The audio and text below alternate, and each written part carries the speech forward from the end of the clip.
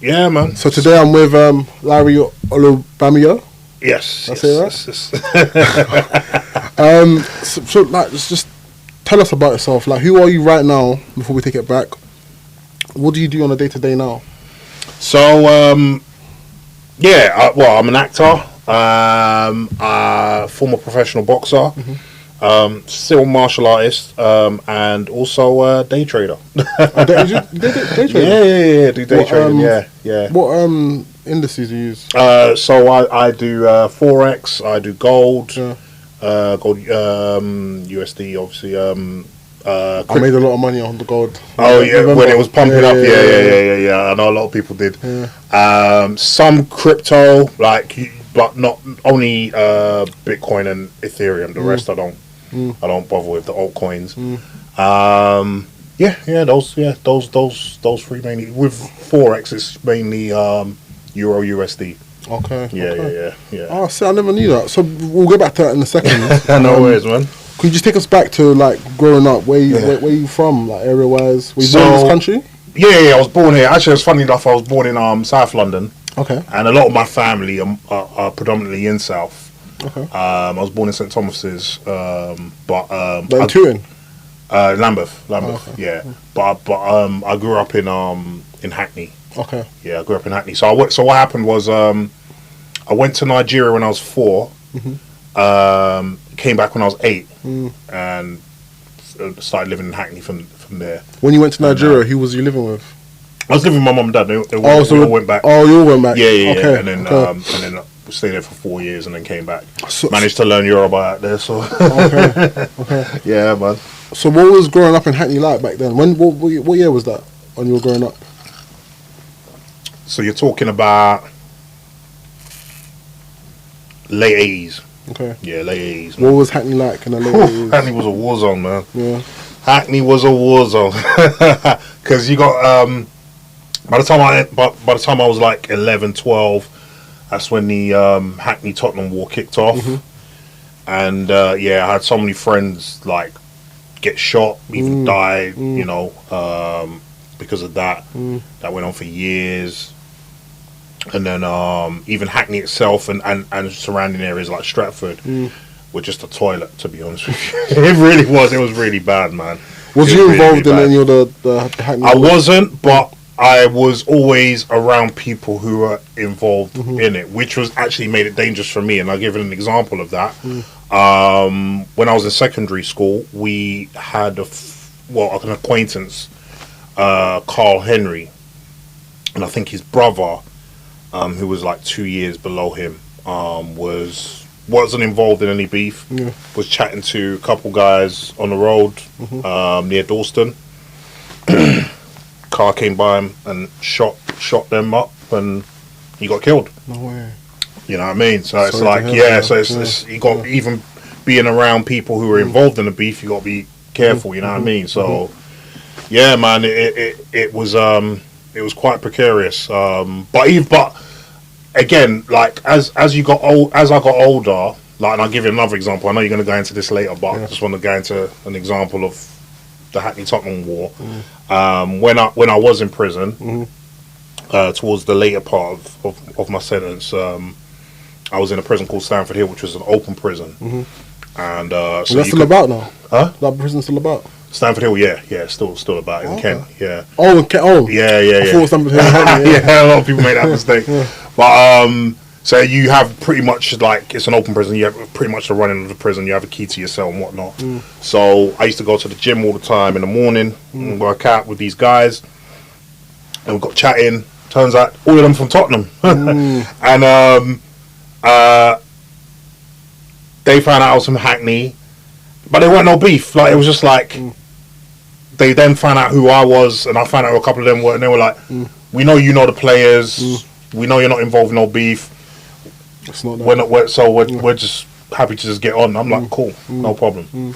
So, you know what I mean? That just shows why it's not good to get into other people's beef. Cool, man. You know what I mean? So, yeah, man. But yeah, Hackney was really, really, really dangerous at that time. So when you were growing up, when you were young, did it feel dangerous at the time as a kid? Yes. Okay. Because there's certain places you knew you couldn't go unless you went like with loads of guys. Like, for instance, Chatsworth Road, which was adjacent to Clapton Pond, which is nicknamed Murder Mile. Yeah. That was another road you couldn't go down unless you had loads of guys with you, because you knew you were going to get robbed. You know what I mean? Stratford was kind of like that as well at that time. Yeah. Do you know what I mean? Because that was before Westfield. That was when they just had that one old shopping centre that they still got there.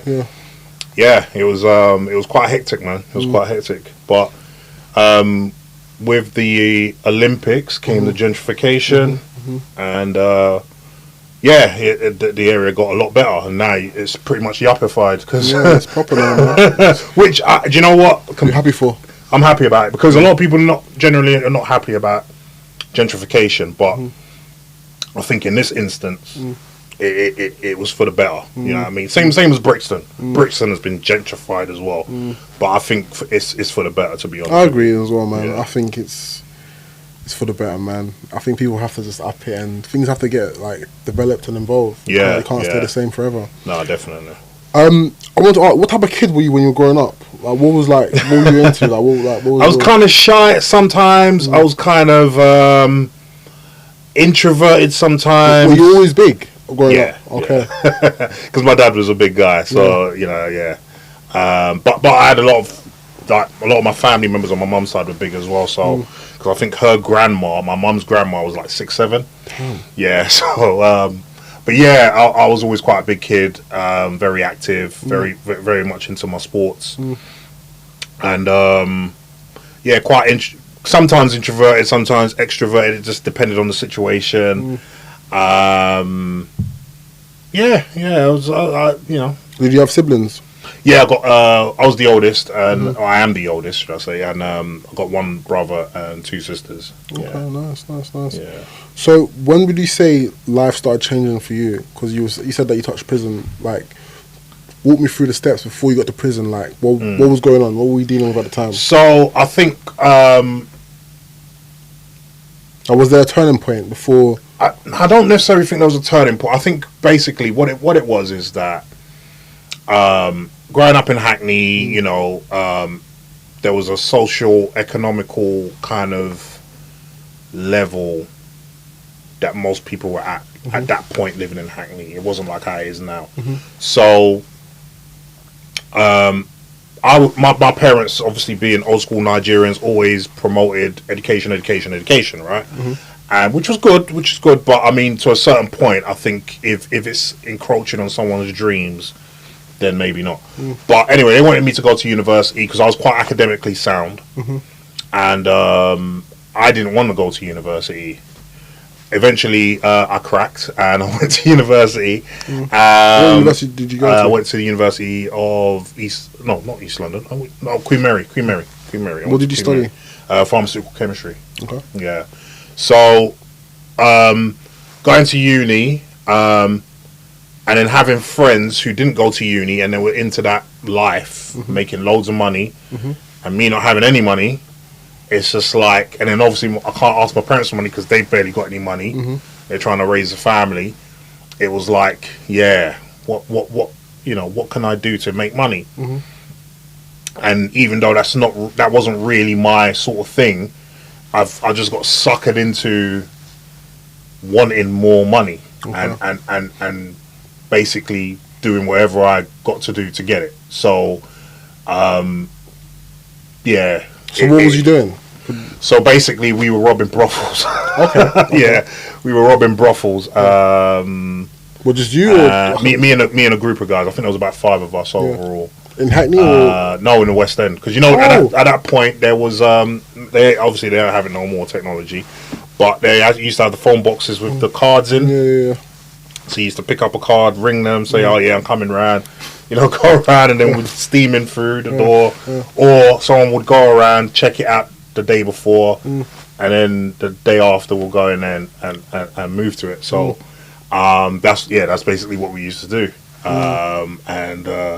So would you plan it like end of the day ones or like end of the week when they have all the money in the room? Like how would you? To be honest with you, there wasn't much planning in it. It was we just winged it. To be honest with you, I think we planned it in a sense that we would get someone to go in there, pretended that they wanted to see the woman in there, and then and see the layout of the place and who's So they in wouldn't there and who's get any not. services? And then and then say, oh, let's change your mind, come out, and then tell us, look, it's this, that, and the other, and then we'll go in the next day. So it was planned in that sense, but I wouldn't say it was planned to great effect. You know what I mean? It was still young and stupid. How many of these robberies do you think you did? Loads. More than 50? Probably near 50. 50. Yeah. I mean, I only got caught for 3 of them, but yeah, probably near 50. Yeah. So yeah. how long was this period of time you were doing this for? It was over about a year. Okay. Yeah, it was over about a year. So when you like roughly, obviously, just to give people like a imagination of how much you were making per robbery, like what was it? I mean, if we per robbery, maybe $1,000. Oh, was it? But then you got to split that between how many people that came. It wasn't always. We didn't have 5 people. It was 5 people in operation overall. doing. But like if say 3 of us hit a house, then it's only 3 of us that are splitting that money. Do you know what I mean? So yeah.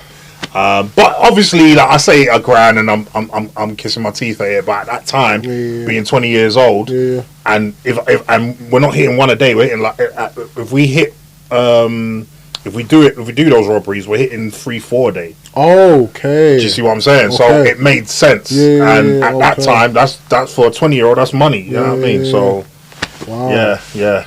Wow, that's a lot. So how did you end up getting caught doing that then? So what happened was I stopped doing it for a while, and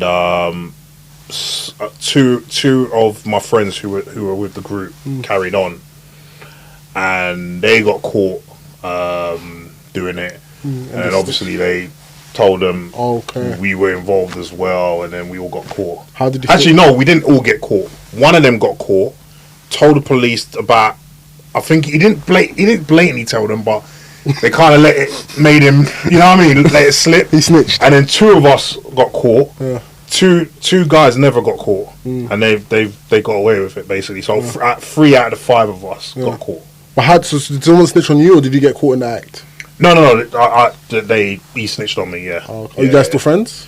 Yeah. We weren't at the time. Don't get me wrong, but you know, time heals all wounds, as they say. I don't know about that. Yeah. But, well, listen. The way I see it is, obviously, a lot of things happen to me on the positive side in prison. So I have to say that I wouldn't change it. Do you see what I'm saying? So I can't really be mad at him in that sense. So at that point, when you got arrested for that, were you still going to university? Yes. Yeah. So when you got arrested, walk me through that process. Like, at this point, did you ever think you could get arrested for this? No, not at all. Because I didn't see how. I mean, we got away with so many of them. Yeah. We didn't leave any evidence, although there was one that was a mad one. So I personally didn't think so. But and then I stopped doing them. Yeah. But yeah, you know, things happen as they did. And so when you went to jail, how long did you go to jail for? And what was it? So I got charge. Sorry. What was the charge they arrested you? So the charge originally was burglary. I don't know how they got burglary out of that, but eventually it was armed robbery. Oh, you were armed when you were doing these? I wasn't, but a couple of the other guys were. And what happens is they charge you as an enterprise. Okay. So if just one guy's armed, you're all armed. What are they armed with? Knives and imitation firearms. Okay. Yeah. Damn. So so we were all charged with armed robbery, and I ended up getting a 10-year sentence. 10? Yeah. At 20? Yeah. Well, how old was I? So 21. No, 21 at that time. Damn. Yeah. 21, and ended up doing half of that. Yeah. So ended up doing 5 years, got out on parole. So at that point, when you got the 10, parents they're fuming. That's an understatement. You can imagine. Did they have no idea? Nigerian parents? They had no idea, no, of course. So they were. And that's your degree out the window as well. No, because I ended up finishing it. So what happened was, so as I said before, there's these open prisons, and there used to be one in. Used to be the only one in London, but it's closed now. Latchmere House. That was in Richmond. So I had to work my arse off to, in terms of like behaving and so on and so forth, to make sure I could get to that open prison. And then that open prison was a prison that basically you just sleep in. Like you're either going out to work or you're going out to study every day. So I ended up finishing my last year because I completed 2 years by the time I got arrested. So I only had a year left. So I ended up completing the last year when I went to that prison. Yeah. So they let me out every day. Yeah, to go and study. Yeah. Okay. So what would you say you learned in prison? Like, what did prison teach you? Patience. An ability to be able to get on with people that you normally wouldn't want to or associate yourself with. But for me, personally, my biggest thing coming out of prison was becoming a Muslim. Okay. Yeah, that for me was, and that's why I said like I wouldn't change it. What was you before you went to prison? Christian? I was a Christian, yeah. Okay.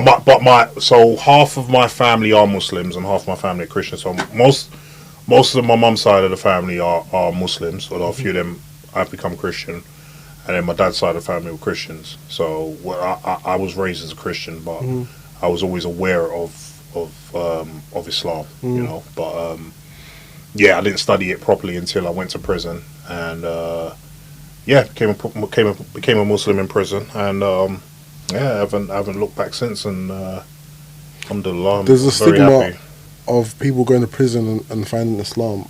Do you feel like how do you think that happens? Do you think they pressure you to find Islam, or not at all? How did you come into Islam? I think with me, I had a lot of debates with people, friendly debates, nothing crazy, with people in prison, and I think I came across someone who had a very similar background to me in that, because my dad was also a part-time preacher, so I knew the Bible back to front.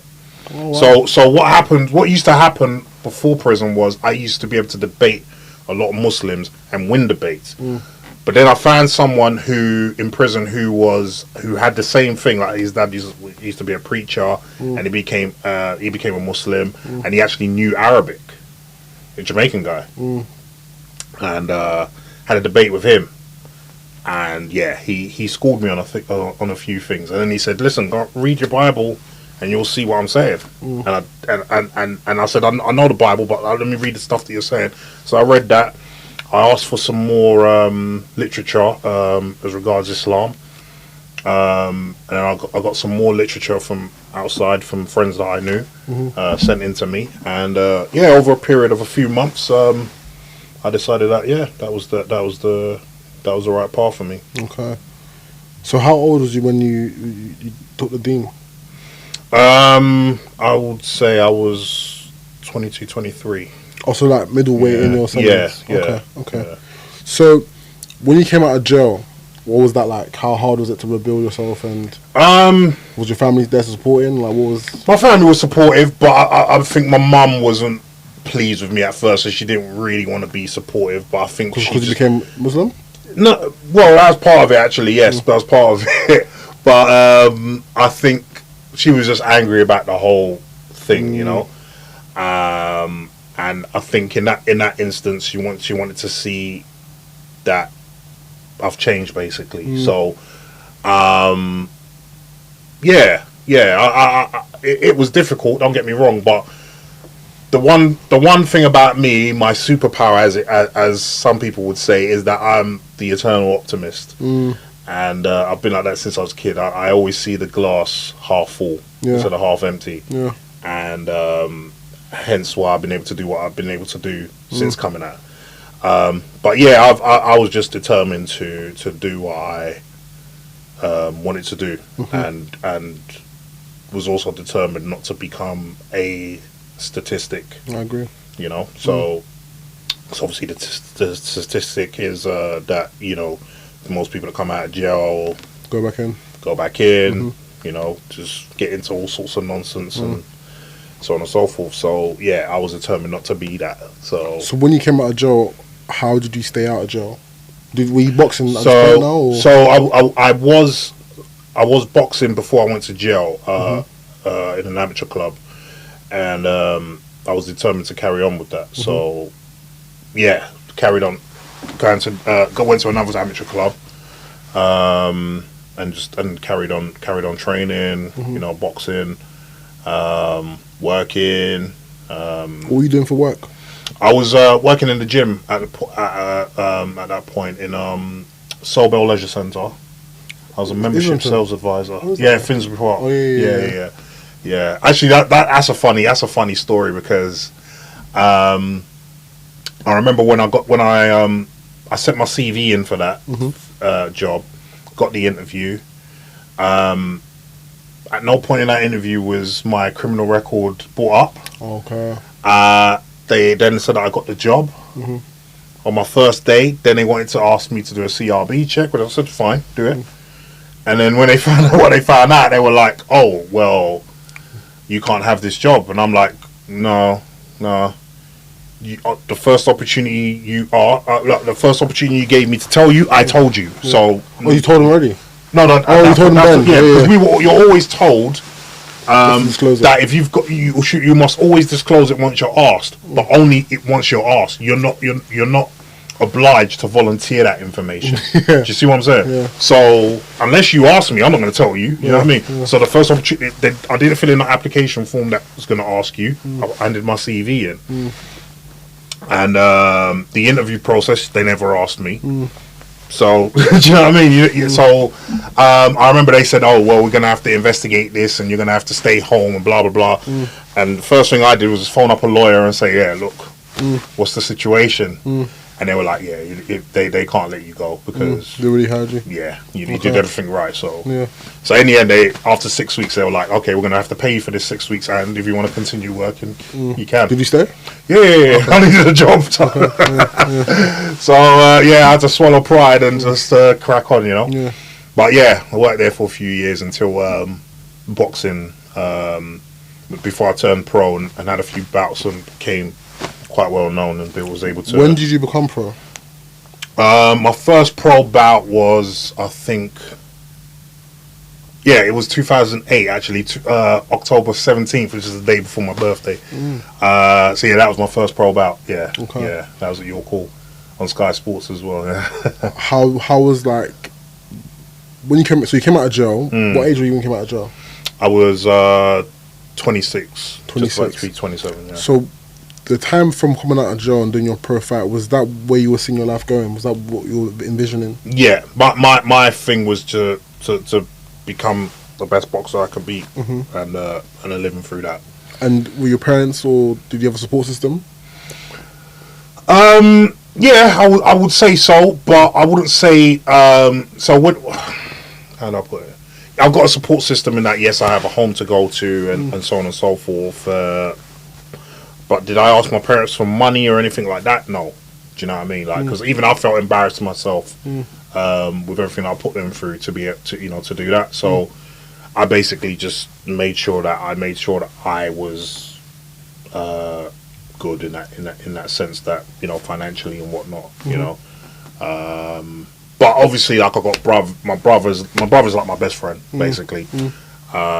So yeah, he we talk, we wherever, planning, whatever, run through things with him and so on and so forth, so yeah, in that sense, yeah, definitely. Okay, so your pro fight, how did that go? Yeah, won it, and obviously, like, because that was on Sky Sports, and because of my physique, because obviously a lot of heavyweights are not blessed with good physiques, a lot of them are fat. Hence why when Joshua came out, but yeah, because of that, I got quite popular quite quickly, and was featured on Sky Sports a lot of the times that I was fighting. Yeah. So when you're doing your first pro fight, so you've quit the job now. I'm assuming that the no, I didn't quit my job until till about my 8th or 9th pro fight. Oh wow! Yeah. Is that hard to deal with, like, knowing that you're doing professional boxing, you're on Sky Sports, and you're still having a 9 to 5? Very. And in fact, that's one of the gripes that I've got with professional boxing, because it's one of the few professional sports that you could be a professional at quite a decent level and still not earning enough to be able to live off the sport solely. You know, it's. Was you getting endorsements and stuff like that, or not? See, that when I started getting the endorsements, that's when I quit the job, because just the purse money alone wasn't enough to live on.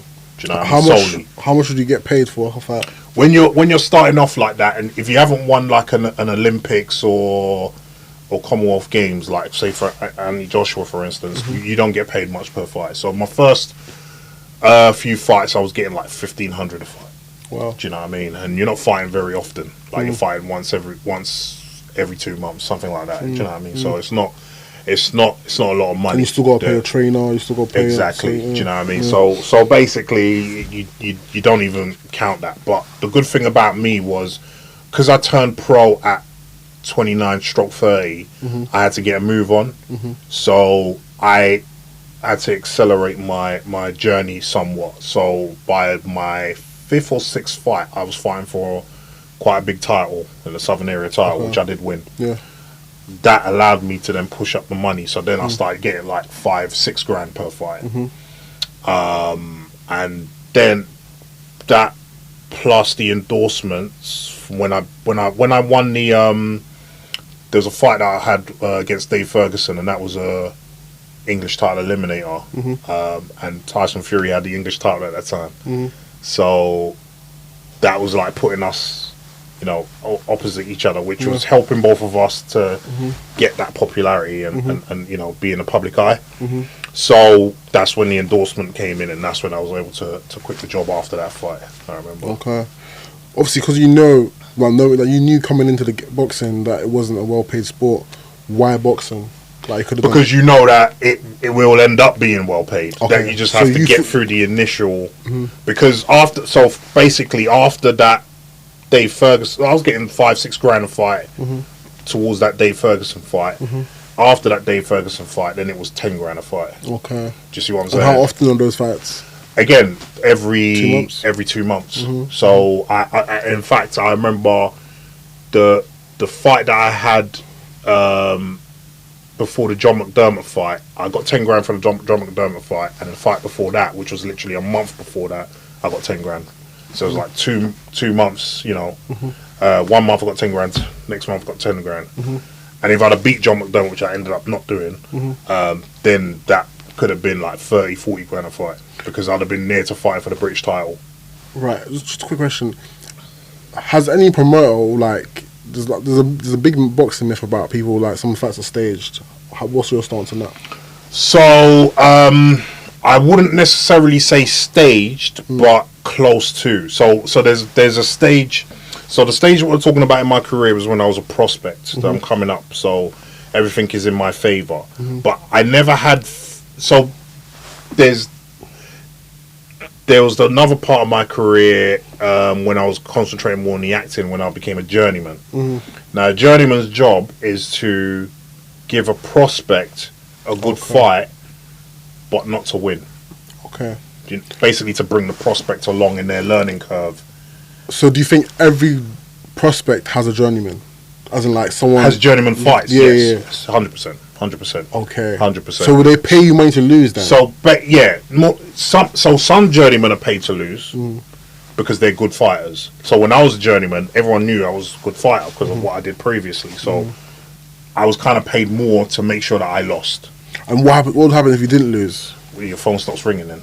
Oh, you see what I'm saying? The industry knows there's an incentive there for you as a journeyman to lose, because if I don't, I will stop getting a phone call to come and get these fights. Right. Do you see what I'm saying? So there's that shady part of boxing which no one ever talks about. Yeah. Do you know what I mean?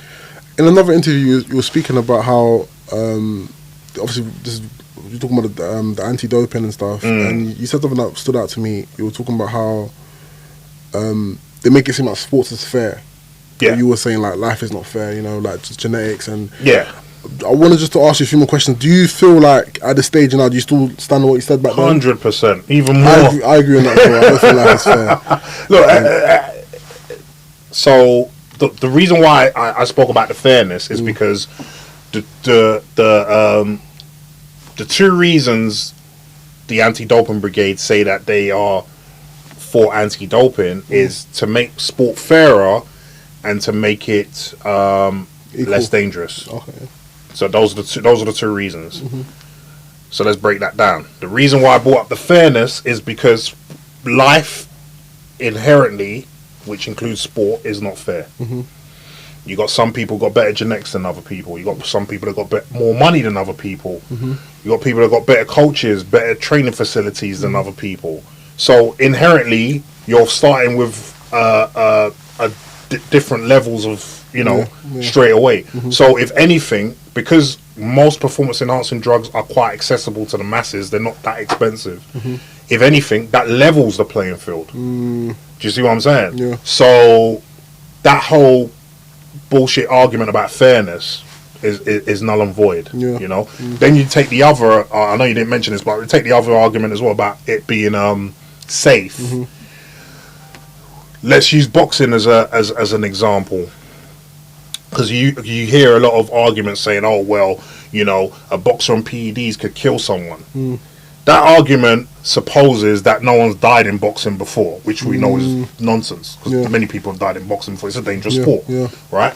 So then people will make the argument, well, if you're using PEDs, you've got more tools to then kill someone. Again, a critical person would say, well, what about these supplements that do work, like creatine, that allow you to be stronger? What about if you kill someone using that then? So what's the difference there? No one can ever answer that. And essentially, by using the supplements, you'll just end the fight quicker, no?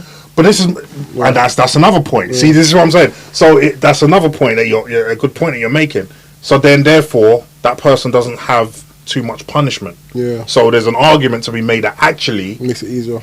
Right. Yeah. You see what I'm saying? Yeah. So, but the problem is, and this is a problem around the world, like not just talking about drugs and sport, but in the world in general, no one thinks critically anymore. No. Do you know what I mean? Like no one thinks for themselves anymore. They just hear a sound bite and they'll just that sounds good. Let's go with whatever they think is right. Yeah, basically, most people are sheep in the world, and they just agree with whatever.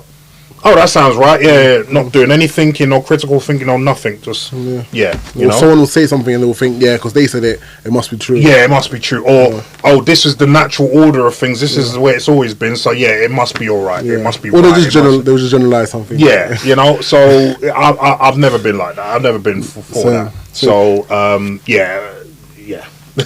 do strike me as a very disciplined individual to leave jail, where some people might say coming out of jail might be the lowest part of their life, and to dedicate his life to boxing, to make it pro.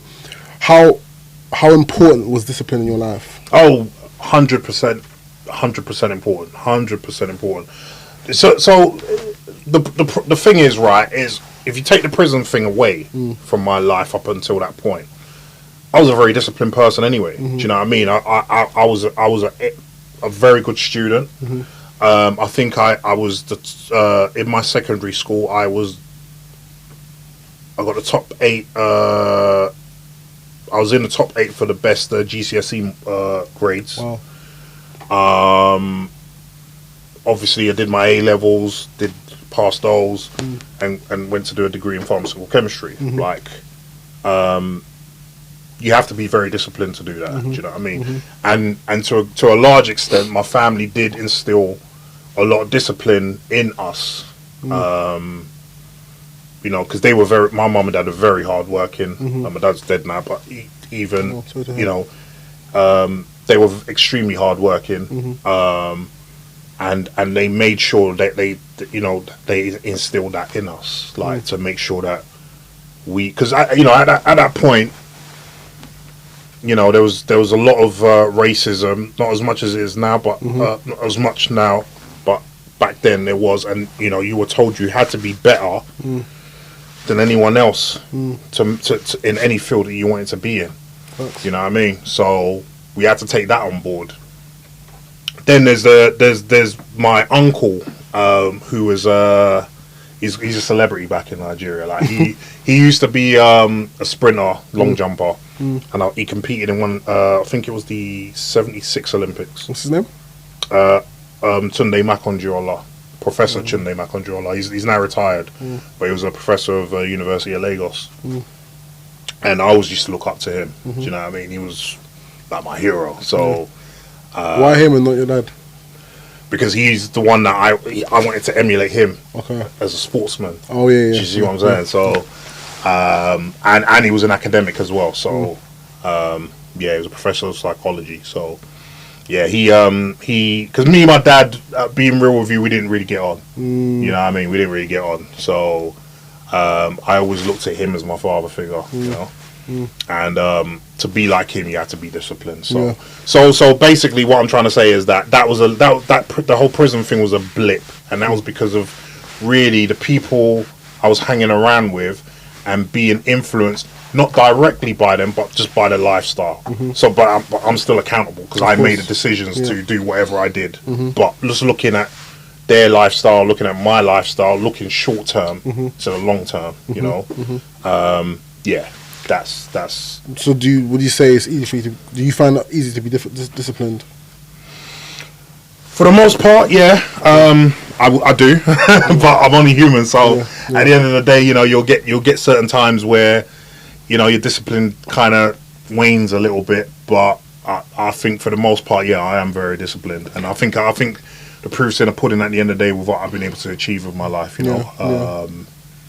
In certain avenues, so yeah. No, you've done a lot. You've done a lot. I try, man. I wanted to ask: would you say there's any habits or for the viewers watching? Because my platform, I really want to share different stories of people who I think have done inspirational stuff. So, would you say there's any habits that helped you or habits that saved your life in terms of? I would say, as I said to you earlier, I think that being very, very, very optimistic is something that people really need to take into their lives. You know what I mean? Like, sorry, just to cut you off. Quick side note. This came to my head now. I had a situation a few weeks ago. Go on. Let's say you're about to meet someone, and someone has messed up your day. So now you're delayed to meet them. In that situation, would you be optimistic, or would you just let their mess up your mood for the rest of the day? I'll be optimistic because and that's where my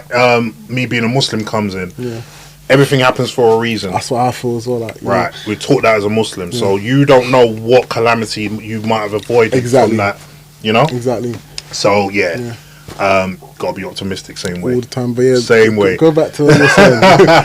But yeah, I mean, you've got to be. I would tell someone that the first thing is to be optimistic, and I know it's hard. Don't get me wrong. Yeah. It's not something that's easy. It's especially in this day and age with everything that's going on.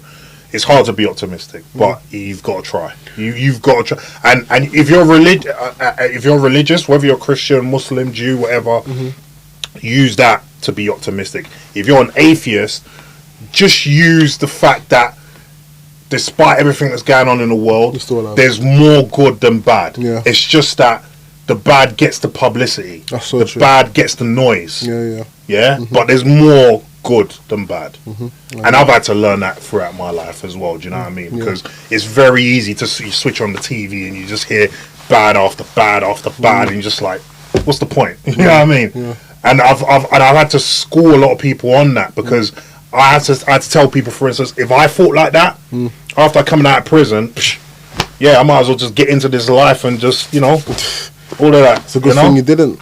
Right, exactly. Do you know what I mean? So I think being optimistic, like I said, that's my superpower. That was given to me by the Creator, by Allah.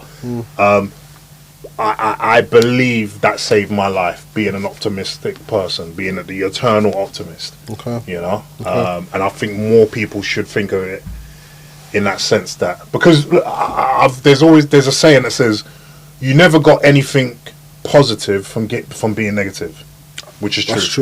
That's true. Nothing positive ever came from being negative. That's true.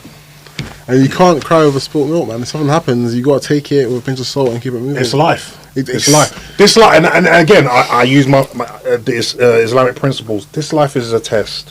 That's all this life is. And if you look at it like that, again, when calamities hit you, you realise, okay, this is a test. I've got to get through this test. Yeah, facts. So let's fast forward now. How did you get into acting? So Was acting something you always had? always wanted to. Always again, optimist. I want to be this. I want to be that. I want to be, But I'm the kind of person that I'm a go getter. I will go and do it. If I'm really passionate about it, I'll go and do it at some point. Now I never had the chance to do it, obviously because my parents wanted me to go to university and study a, traditional subject. And then obviously when I got out of prison, I went to box. So those are the two things I really wanted to do: is be a sportsman and be an actor. So I got to do the sportsman thing, and then when I was coming to, so that's actually why I became a journeyman. Okay. So what happened was I got banned from boxing. Because of the PEDs, yeah. And while I was banned, I was like, what do I want to do now? How long were you banned for? Sorry. In the end, it was only about 13 months, okay. but it was originally about 4 years. Oh damn. But some certain things happened, and it got reduced to 13 months. Okay. So I was going to LA a lot to train with Freddie Roach, and I met up a lot of during the ban. No, before. Okay, yeah. Sorry, and I met up a lot of boxers that became actors, especially Gary Stretch. Okay. And he was telling me, look, don't use your boxing fame. Go do exactly what you did as a boxer. Go and train. You need to train to be a good actor. And that stuck with me because I'm about working towards being the best you can be. Whatever. Yeah, exactly. Yeah. So I remember when the ban happened, I was like, let me follow his his advice. And I knew a couple of guys who were acting. And I was like, where did you study? And most of them said identity at that time. So I read a few things about identity. It seemed like quite a good school, and went for the interview, and then it's just rest is history, as they say. You know what I mean? So you done 3 years at identity, yeah. And then how did you get an agent from that? So I got an agent about a year and a half into being in identity because I was doing little bits on the side, even though you're not supposed to work. I was still doing little bits on the side, like little student projects and little commercials. How was you finding those work? Actually through Mandy.com. I talk about Mandy a lot. Yeah. But it used to be called at that time Casting Call Pro. Yeah. So I used to go through that, and then you build up enough credits to be able to then get on Spotlight. You needed 4 credits to get on Spotlight. Yeah. And then once you get on Spotlight, then you can go for an agent. So then I went to a friend of mine, and once I got the 4 credits. So you had a friend that was an agent? No, friend who was an actor. Okay, and then he put me onto his agent. Okay. And then I got an agent through him. And then just started to work my way up, because obviously that level of agent wasn't great, So you just do it to work your way up, get a bit more footage, and then work your way up. How did you find the different?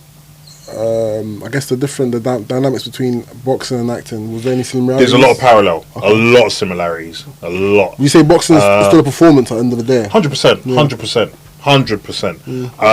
You're as in drama school, you're taught that first. I forgot what it's called. First circle, and then you got the second circle. So your first circle is your surroundings with the other actors or performers, and then the second circle is with the audience, and you can get stuck in the first circle a lot, to the point where you don't even hear the audience, and that's where you want to be, because that's when you're into the story, and that's where you are. If you're a good boxer, that's where you are, because there's most of the fights that I've had that I've been competitive in, I didn't hear the crowd. You don't hear the crowd. You really don't hear the crowd. Yeah. When you do hear the crowd, that's a problem. Okay. Because you're not concentrated enough on what you're doing. Right. Yeah. And you, as a performer, you know yourself. Yeah. That's the same thing with acting. I think sometimes it's hard. I don't know about you. What's your process? Sometimes for me, it's hard for me to get into that zone. I think because of boxing, and because of the intensity of boxing, and the knowledge that if you're not locked in, you could lose your life. That's true. I think that's why it was so easy for me, especially when I worked on stage. I love work. I actually prefer acting on stage than screen. Is it? Much prefer it. because I love that instant gratification. Okay, I hear you. Do you know what I mean? I love that. Yeah, I hear you. I love that. Don't get me wrong. Screen's got the money. Yeah, Screen's got the money, man. Screen's got the money, but stage I love because it takes me back to the boxing. Yeah. Do you know what I mean? And again, like I said, I love that instant gratification. So I do prefer stage work, but yeah, that's a lot of similarities in that sense. Do you know what I mean? And using your body as an instrument, which you have to do a lot as an actor as well. It's very transferable skills. Okay. Did you ever use like real life experiences from the boxing or the life you lived before into the acting? Do you bring it ever in? Yeah. Have you played a boxer acting wise? Have I? No, I haven't. Actually, I haven't. Okay. But I've played a boxing coach. I've played a boxing coach, and I've obviously coached people before. So, but I haven't actually played a boxer. But I've played like a hood guy. Okay. Yeah. And even I wouldn't say I was a hood guy. Yeah, he was around the hood. Yeah, and he was doing some madness as well. So yeah, it's. Has anyone in the industry ever judged you for your past, like as a boxer or? To be honest, I don't know.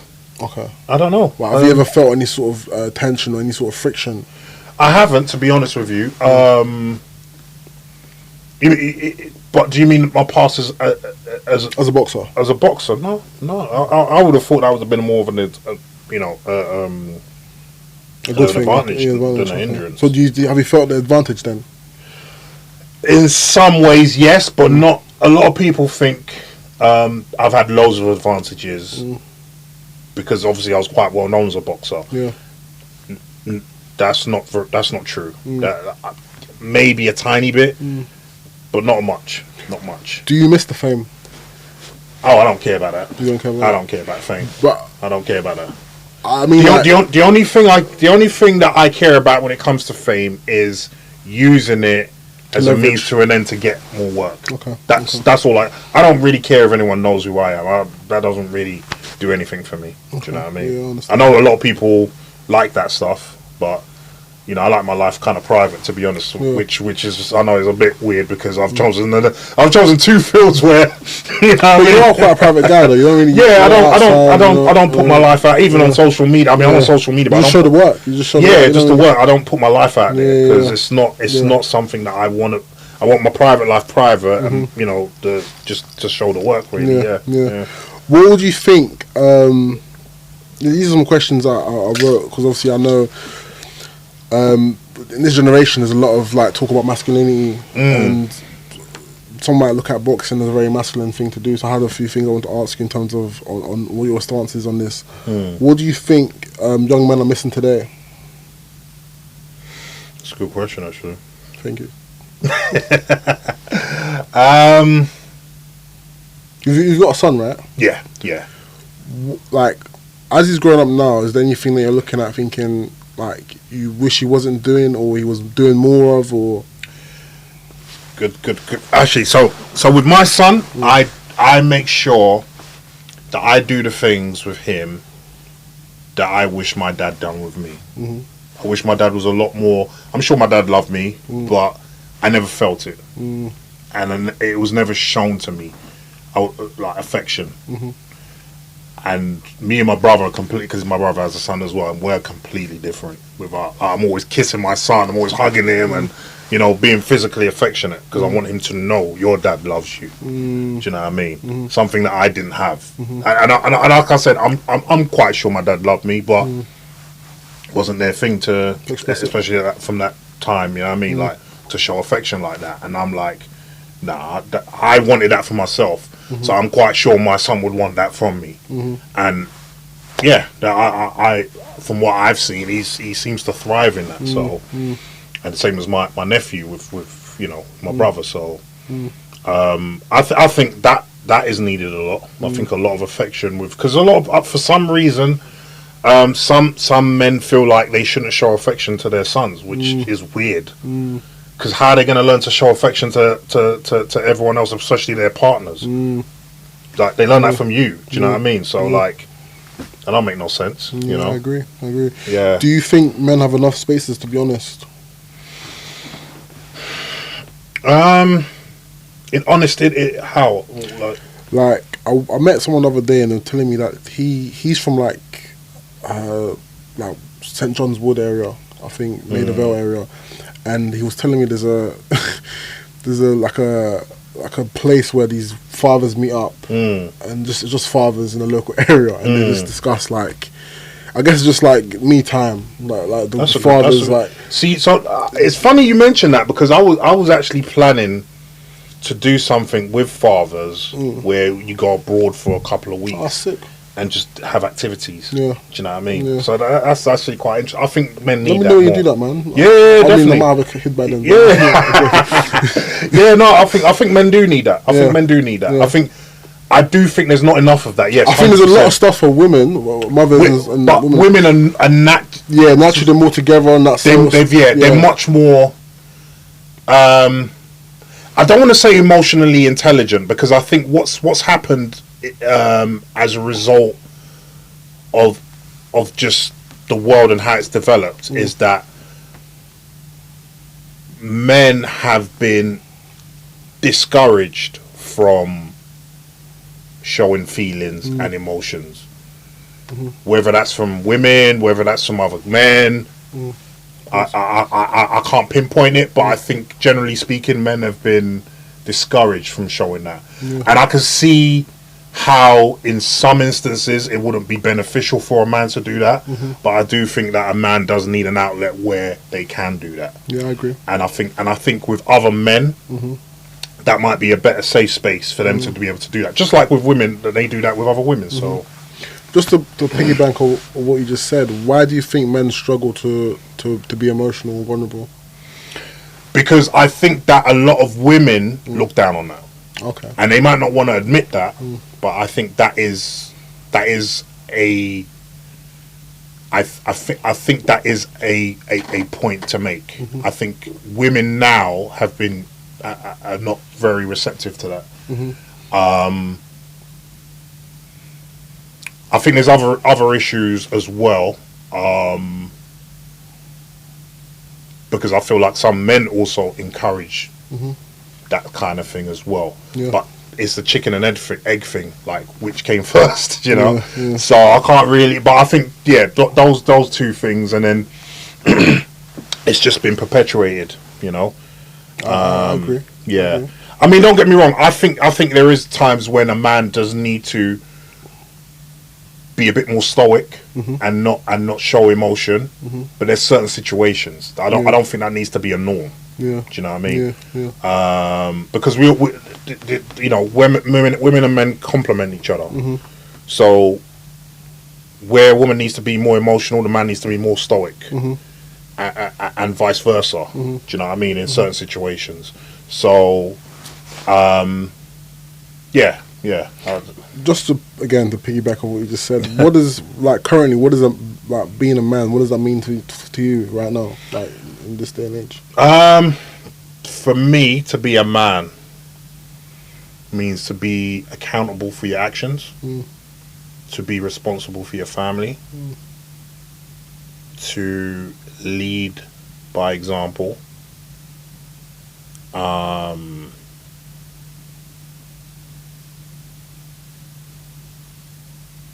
Pretty much covers it. Okay. No, that's solid. That's solid. What would you say to your younger self if there was anything you like? I know you're very satisfied with how things have turned. Yeah, I mean, obviously, I wouldn't want to go to prison again. Of course, but you know, I can't. Would I have accepted Islam in the other way? I don't think so. So I don't know, man. What would I tell my younger self?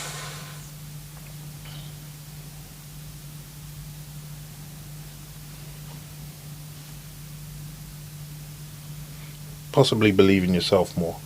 Okay. Yeah. Okay. Yeah. Is that towards the boxing or the acting? Or anything. Okay. Everything. Okay. You know. Okay. What are you most proud of? My son. Wow. Yeah, my son. Wow. I love that, man. My son. I love that, man.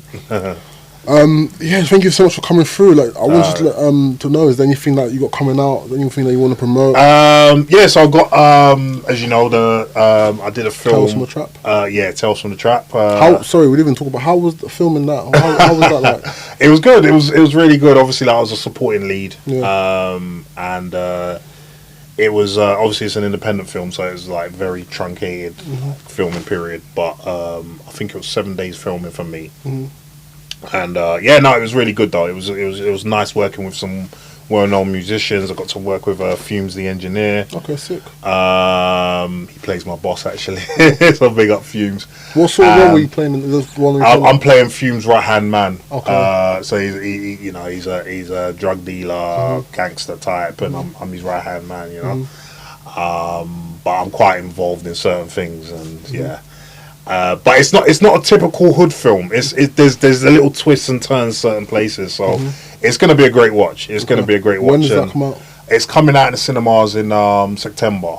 Okay. So it's got a lot of up and coming rappers as well. In like lead roles. Okay, So we're looking out for it for sure. Yeah. And you'd also done industry as well. We did. Yeah, that's where we met. Yeah, man, that was good fun. That was good fun. That day I was ill, man. Yeah. I always have like a dark memory because I remember that time I was coughing the whole. I know. So I was worried about you, bro. I was worried. So it was not as sweet as it could have been, but yeah.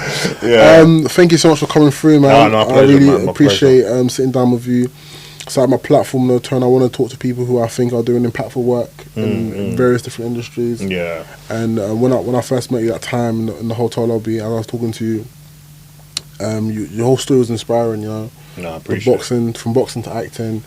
Just even when you went out in LA, we didn't even touch on that when we went to LA and that. Yeah. I just felt like, wow, the level of drive and I guess discipline again. It's like I just thought like this is what I need to be on. You know what I'm saying? Like, you really inspired me. And I just thought I have to sit down with you because I know a lot of people can take inspiration from this. So yeah, thank you for coming through, man. I just want to thank you, man. And you've been doing your thing, and your brand is popping. I'm just You've trying, been working hard, man. I'm trying. Commend you on that, man. But yeah, thank you again, man, for coming through. Man, no problem, man. Thank you, man. That's one.